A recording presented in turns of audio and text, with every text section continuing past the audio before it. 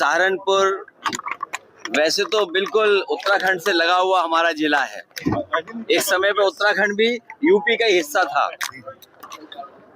सहारनपुर यहाँ की जनता ने पिछली बार भी गठबंधन की मदद की और हमें पूरा भरोसा है आने वाले समय में समाजवादी पार्टी की सरकार बने, गठबंधन और मजबूत हो, उस दिशा में सहारनपुर की जनता मदद करेगी। जिन परिस्थितियों में, जिन हालातों में आज हमारा देश है, हम अपना पूरा बाजार दूसरों को दे रहे हैं। पहली बार देखने को मिल रहा है कि जहां बड़े नारे तो दिए गए, make in India, digital India, stand up India, तमाम ऐसे नारे दिए गए। इन्वेस्टमेंट की मीटें हुई, डिफेंस एक्सपो हुआ, इन्वेस्टमेंट मीट हुई, लेकिन जो सच्चाई जमीन पे आनी चाहिए थी वो नहीं आ पाई। और उसका परिणाम ये है कि जहां महंगाई बढ़ रही है, महंगाई लगातार बढ़ती चली जा रही है, नौकरी रोजगार है नहीं, और हमें दुनिया में अपने आप को खड़ा करने के लिए दूसरे देशों का सहारा लेना पड़ रहा है।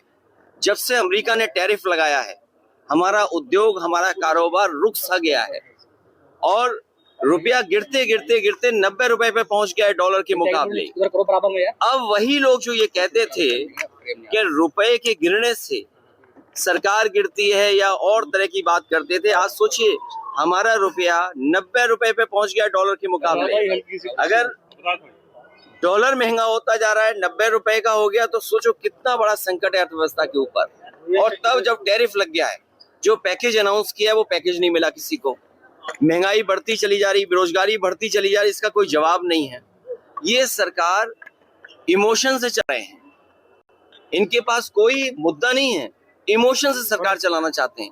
इसलिए जागरूक जनता से हमारी अपील होगी, किसानों से, नौजवानों से, कि आने वाले समय में इस सरकार को हटाएं। एसआईआर को लेकर लगातार अफरा-तफरी मची है लोग। नहीं,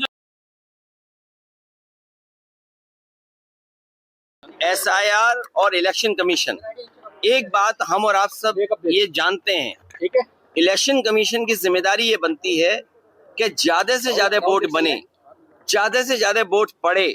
लेकिन इधर एसआईआर के बहाने हम देख रहे हैं कि बीजेपी के लोग ये कोशिश कर रहे हैं और एडमिनिस्ट्रेशन से मिल करके कि वोट ज्यादा से ज्यादा काटा जाए, और वोट बढ़ाने का जहां काम चाहिए इलेक्शन कमीशन से, वहीं वोट काटने का हो रहा है।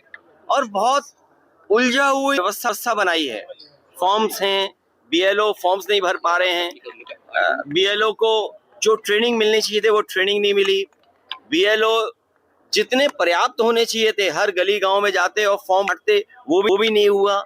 जनता कागज ढूंढ रही है, भटक रही है, परेशान हुई। लेकिन उसके बावजूद भी मैं बधाई देना चाहता हूं जनता को कि जिन्होंने एसआईआर में जो फॉर्म बटा या ऑनलाइन रजिस्ट्रेशन किया है, और अभी भी बड़े पैमाने पर लोगों के वोट काटे जा रहे हैं। मान लीजिए उदाहरण के लिए सरकार ने ही ये कहा है कि 3.5 करोड़ यहाँ से लेबर सबसे ज्यादा दूसरे प्रदेशों में गई है। अब 3.5 करोड़ अगर गए हैं तो उनके कितने वोट बने होंगे? और हमारे यूपी के लोग दुनिया के दूसरे हिस्सों में भी हैं, यूपी के लोग महाराष्ट्र में भी हैं, गुजरात में भी हैं, अन्य प्रदेशों में भी, हरियाणा में भी हैं।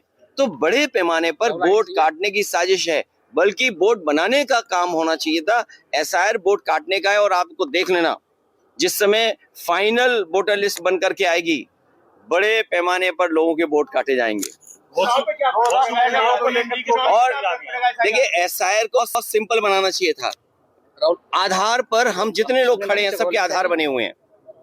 आधार को ये मानक नहीं मान रहे हैं।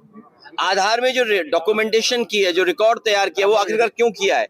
हमारे फिंगरप्रिंट्स हैं आधार में, हमारी आई का प्रिंट है आधार में, हमारा अकाउंट खोलने में आधार है, पासपोर्ट खोलने में आधार है, रजिस्ट्री कराने में आधार है, बैंक अकाउंट में आधार है, एडमिशन में आधार है, हर जगह आधार है, किसी भी सरकारी स्कीम के लिए आधार है। लेकिन आधार को इन्होंने खत्म कर दिया। सोचिए आप, तो साजिश है कि नहीं है?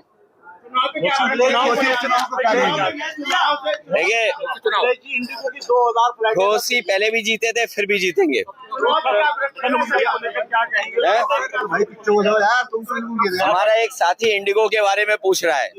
देखिए, इंडिगो पे सरकार का दबाव इसलिए नहीं है